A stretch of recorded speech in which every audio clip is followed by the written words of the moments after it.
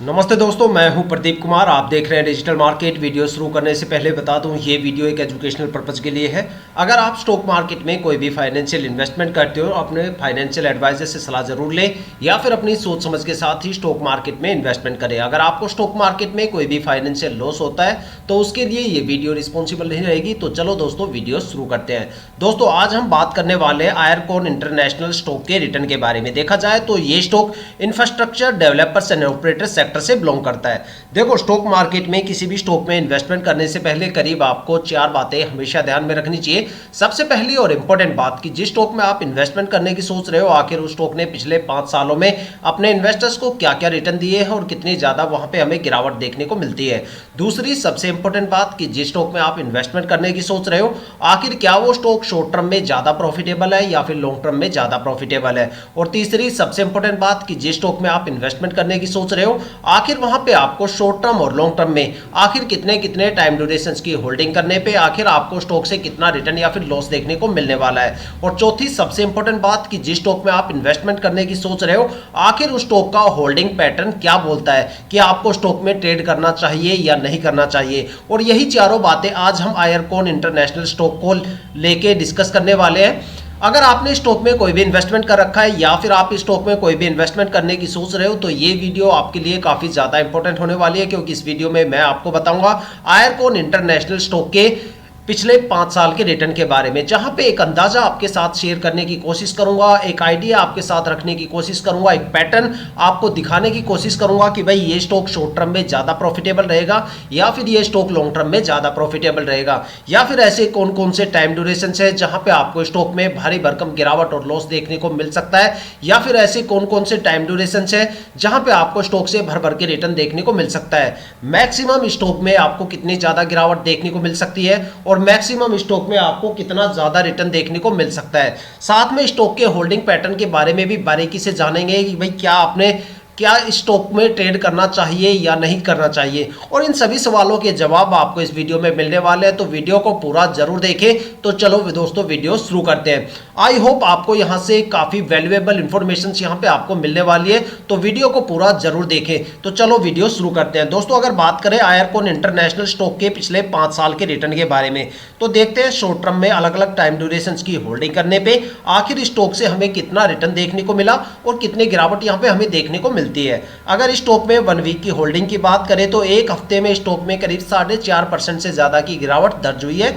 और अगर इस स्टॉक में 1 मंथ की होल्डिंग की बात करें तो एक महीने में स्टॉक में करीब 8.5% से ज्यादा की गिरावट दर्ज हुई है। और अगर स्टॉक में 3 महीने की होल्डिंग की बात करें तो 3 महीने में स्टॉक में करीब 6.5% से ज्यादा की गिरावट दर्ज हुई है। और अगर स्टॉक में 6 महीने की होल्डिंग की बात करें तो स्टॉक में करीब 33.5% से ज्यादा की गिरावट दर्ज हुई है।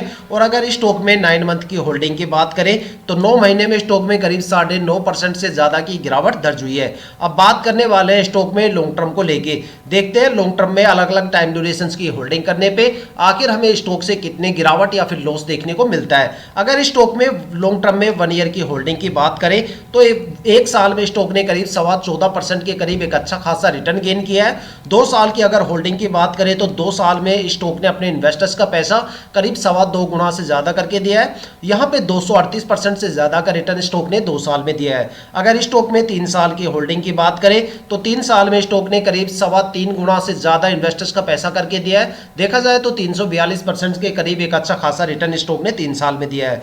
अगर स्टॉक में 4 साल की होल्डिंग की बात करें तो 4 साल में स्टॉक ने करीब अपने इन्वेस्टर्स का पैसा 3.25 गुना से ज्यादा करके दिया है। देखा जाए तो 345% के करीब एक अच्छा खासा रिटर्न स्टॉक ने 4 साल की होल्डिंग पे दिया है।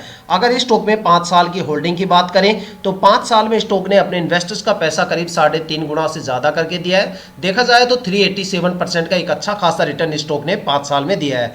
अगर एक कंक्लूजन निकाल के देखा जाए तो ये स्टॉक शॉर्ट टर्म में बिल्कुल भी प्रॉफिटेबल नहीं है।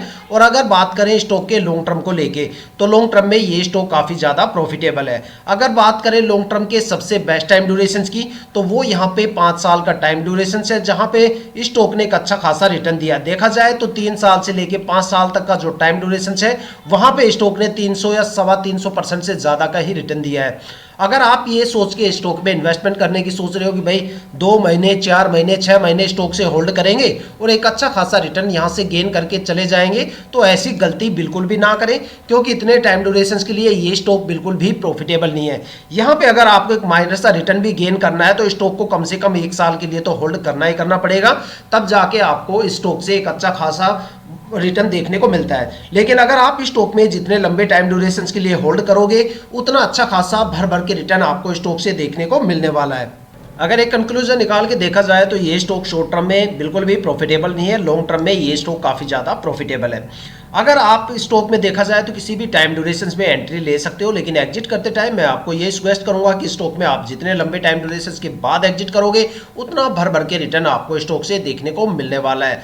लेकिन क्या ये स्टॉक के रिटर्न आने वाले टाइम में यही रहने वाले हैं, या फिर आने वाले टाइम में ये स्टॉक के रिटर्न और भी ज़्यादा इम्पैक्ट हो सकते हैं? क्या लॉन्ग टर्म में इससे ज़्यादा रिटर्न आपको देखने को मिलेंगे या इससे कम रिटर्न देखने को मिलेंगे, या फिर स्टॉक में हमें ट्रेड करना चाहिए या ना करना चाहिए, ये फैसला हम स्टॉक के पिछले 5 साल के रिटर्न के बेस पे नहीं ले सकते। इसके लिए हमें स्टॉक का जो होल्डिंग पैटर्न है उसको समझना पड़ेगा।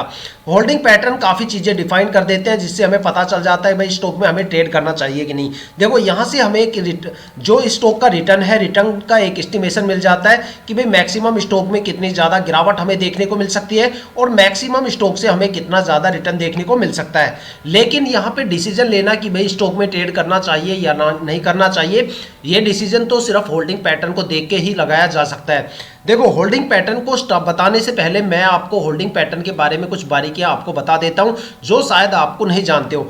मोस्टली ज़्यादातर बंदे ये सोचते हैं कि भाई होल्डिंग पैटर्न एक डेटा होता है या फिर वहाँ पे एक आंकड़े होते हैं, लेकिन ये आंकड़े से कहीं ज़्यादा होता है। अगर आपको पैटर्न को एनालिसिस करने की स्किल का अगर थोड़ा सा भी अंदाज़ा हो तो आप होल्डिंग पैटर्न से ही उस स्टॉक के बारे में काफ़ी कुछ पता लगा सकते हो। देखो, किसी भी स्टॉक में ट्रेड करने से पहले या किसी भी स्टॉक में इन्वेस्टमेंट करने से पहले वहां पे जो प्रमोटर की होल्डिंग है वो 50% या उससे ज़्यादा होनी चाहिए। अगर किसी भी स्टॉक के अंदर प्रमोटर की होल्डिंग अगर 50% से कम होती है तो उस स्टॉक के अंदर क्या होता है, स्ट्रेस लेवल बढ़ जाता है और स्टॉक के रिटर्न गिर जाते हैं। साथ में जो प्रमोटर होते हैं वो अगर 50% से नीचे अगर प्रमोटर की होल्डिंग हुई तो प्रमोटर अपनी होल्डिंग को जल्दी से जल्दी रिलीज करने की कोशिश करते हैं, जल्दी से जल्दी निकालने की कोशिश करते हैं, और यही रीजन होता है कि स्ट्रेस लेवल बढ़ जाता है और स्टॉक के रिटर्न गिर जाते हैं। लेकिन अगर किसी भी स्टॉक के अंदर प्रमोटर की होल्डिंग 70, 80, 90 या इससे भी ज़्यादा होती है या 90% से भी ज़्यादा होती है तो समझ लो वो स्टॉक या तो मल्टीबैगर स्टॉक बनेगा या फिर वो स्टॉक लॉन्ग टर्म तक अच्छा खासा रिटर्न देगा, क्योंकि प्रमोटर कंपनी के साथ लॉन्ग टर्म तक खड़े रहते हैं, वो अपनी होल्डिंग को धीरे धीरे करके रिलीज करते हैं। जो सबसे ज्यादा कॉन्फिडेंशियल इन्वेस्टर्स स्टॉक मार्केट में माने जाते हैं वो पब्लिक इन्वेस्टर्स और डीआईआई माने जाते हैं, जो काफी लंबे टाइम तक रुकते हैं और अपनी होल्डिंग को इतनी जल्दी से रिलीज नहीं करते। लेकिन दो सबसे ज्यादा पैनिक कैटेगरी भी है, एक पब्लिक इन्वेस्टर्स और दूसरा एफआईआई। इस चीज को मोस्टली लोग मिस कर देते हैं। लेकिन आप क्या सोचते हो भाई सबसे ज्यादा एफआईआई और पब्लिक इन्वेस्टर्स में से कौन पैनिक है? मोस्टली ज्यादातर बंदे यही बोलेंगे कि भाई पब्लिक इन्वेस्टर्स ज्यादा पैनिक होते हैं, लेकिन बिल्कुल गलत। सबसे ज्यादा जो पैनिक होते हैं वो एफआईआई होती है और सबसे ज्यादा पैनिक वही लोग होते हैं जिनके एनालिसिस स्किल ज्यादा होती है। देखो, एफआईआई का मतलब होता है फॉरेन इन्वेस्टर्स, वो इन्वेस्टर्स जो ग्लोबल और इंटरनेशनल मार्केट में इन्वेस्टमेंट करते हैं। जब उनको पता चलता है कि भाई ग्लोबल मार्केट के अंदर या इंटरनेशनल मार्केट में गिरावट का एक सिलसिला शुरू हो गया तो वो यहाँ पे भी सबसे पहले बिकवाली करने की कोशिश करते हैं। अब बात यह आती है कि वो पब्लिक इन्वेस्टर से हमेशा 2 कदम आगे चलते हैं, क्योंकि पब्लिक इन्वेस्टर सिर्फ डोमेस्टिक मार्केट के बारे में ही इंफॉर्मेशन रखते हैं, उसी की एनालिसिस करते हैं। इसलिए एफआईआई हमेशा 2 कदम उनसे आगे रहती है। जब उनको पता चलता है ऊपर वाले लेवल के ऊपर गिरावट होनी शुरू हो गई, इंटरनेशनल मार्केट में पिटाई का माहौल शुरू हो गया, तो वो यहाँ पे सबसे पहले बिकवाली करना शुरू करते हैं। और यही नतीजा होता है कि जिस स्टॉक के अंदर एफआईआई की होल्डिंग सबसे ज़्यादा होती है वहाँ पर आपको या तो फ्लक्चुएशन सबसे ज़्यादा देखने को मिलेगा या फिर गिरावट भी आपको सबसे ज़्यादा देखने को मिलती है। जब एफआईआई वहाँ से सोल्ड आउट करके निकल जाती है तब पब्लिक इन्वेस्टर्स को समझ में आता है कि भाई गिरावट का माहौल बन चुका है, और तब पब्लिक इन्वेस्टर्स पैनिक होना स्टार्ट करते हैं और तब गिरावट एक बड़ा रूप ले लेती है। तो इसलिए हमेशा बोला जाता है कि प्रमोटर की होल्डिंग ज़्यादा से ज़्यादा रखो और एफआईआई की होल्डिंग कम से कम रखो।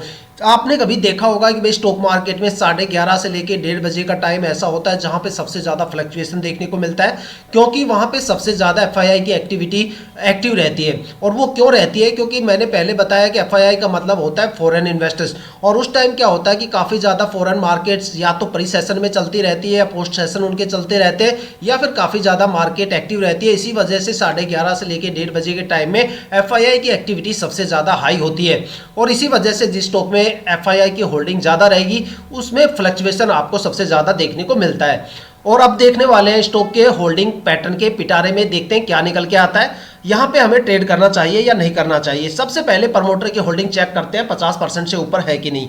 अगर देखा जाए तो यहाँ पे प्रमोटर की होल्डिंग 65% से ज़्यादा है। अगर पिछले साल देखा जाए तो यहाँ पे 73% से ज़्यादा प्रमोटर की होल्डिंग थी, जो यहाँ पे क्वार्टर काफ़ी ज़्यादा गिरती हुई आ गई। देखा जाए तो सितंबर के बाद दिसंबर 2023 के अंदर ही ये मतलब यहाँ पे एक अच्छी खासी गिरावट दर्ज हो गई थी, लेकिन उसके बाद यहाँ पे जो पैटर्न है, जो दिसंबर 2023 में जो प्रमोटर की होल्डिंग थी वो लगभग यहाँ पे अब तक सेम है। तो देखा जाए तो प्रमोटर अपनी होल्डिंग को मेंटेन करके रखें। और सबसे पहला क्वेश्चन कि भाई यहाँ पे प्रमोटर की होल्डिंग 50% से ज़्यादा है। दूसरा, यहाँ पे प्रमोटर की होल्डिंग अपने आप को मेंटेन करके रखी हुई है। और तीसरी सबसे खास पॉइंट होता है डीआईआई। यहाँ पे डीआईआई की होल्डिंग पिछले साल 0.36% थी, जो इस साल बढ़ गई। ये एक सबसे बड़ा पॉजिटिव पॉइंट है। अब बात करने वाले एफआईआई के बारे में। देखो, एफआईआई की होल्डिंग पिछले साल 0 थी और इस साल बढ़ के 3.94% हो गई। तो देखा जाए तो अभी भी एफआईआई की होल्डिंग काफ़ी ज़्यादा कम है। जब एफआईआई की होल्डिंग 15-20% से ज़्यादा क्रॉस कर जाती है तब वहाँ पे थोड़ा सा रिस्क लगने लग जाता है। तो यहाँ पे एफआईआई को भी लेके हम थोड़ा सा यहाँ पे एक पॉजिटिव सोच सकते हैं। अब बात करने वाले हैं पब्लिक इन्वेस्टर्स के बारे में। यहाँ पे पब्लिक इन्वेस्टर्स 26.42% है, जो भी अभी भी देखा जाए तो काफ़ी कम है। पिछले साल के कंपैरिजन में पिछले साल 19.17% थे, जो इस साल बढ़ के 26.42% हो गए। तो देखा जाए तो यहाँ पे पब्लिक इन्वेस्टर्स धीरे धीरे अपने होल्डिंग को बढ़ा रहे हैं। अब बात करें गवर्नमेंट होल्डिंग की, तो यहाँ पे गवर्नमेंट होल्डिंग 0.26% है, जो पिछले साल भी सेम थी। देखो, अगर आप रेंडमली कोई 100 स्टॉक उठाओगे तो उसमें से कोई एक स्टॉक आपको ऐसा मिलेगा जहां पे आपको गवर्नमेंट होल्डिंग देखने को मिलेगी। और जहां पे गवर्नमेंट होल्डिंग देखने को मिलती है, समझ लो वो स्टॉक लंबे टाइम तक आपको भर भर के रिटर्न देगा, एक जबरदस्त रिटर्न आपको देने वाला है। तो यहाँ पे देखा जाए तो हर एक इन्वेस्टर्स यहाँ पे स्टॉक में पार्टिसिपेट करे बैठा है, तो यहाँ पे आप स्टॉक में ट्रेड कर सकते हो। आई होप यहाँ पे आपको आने वाले टाइम में एक अच्छा खासा रिटर्न देखने को मिलने वाला है, क्योंकि यहाँ पे ग्राफ लगातार रिटर्न की तरफ काफी तेजी से बढ़ रहा है। तो दोस्तों, ये थी अब तक की सबसे लेटेस्ट इंफॉर्मेशन आयरकॉन इंटरनेशनल स्टॉक के रिटर्न को लेके। अगर आपके माइंड में कोई भी ऐसा स्टॉक है जिसमें आप इन्वेस्टमेंट करने की सोच रहे हो, या फिर आपने उस स्टॉक में इन्वेस्टमेंट कर दिया है और आपको उसके रिटर्न के बारे में बिल्कुल नहीं पता, तो आप हमें कमेंट करके अपने स्टॉक का नाम बताइए। हम आने वाले वीडियो में आपके स्टॉक को जरूर कवर करेंगे। अगर आप इस वीडियो या फिर इस चैनल पे बिल्कुल नए हो तो चैनल को सब्सक्राइब जरूर कीजिएगा, ताकि हम जितने भी डीपली एनालिसिस करके आप लोगों के लिए वीडियो लेके आते हैं उसकी नोटिफिकेशन आप तक सबसे पहले पहुंचे, ताकि आप स्टॉक मार्केट के हर पहलू से रूबरू रहें, अपने आप को अपडेट और अपग्रेड करते रहें। इसी के साथ ये वीडियो समाप्त करते हैं, मिलते हैं नेक्स्ट वीडियो के साथ।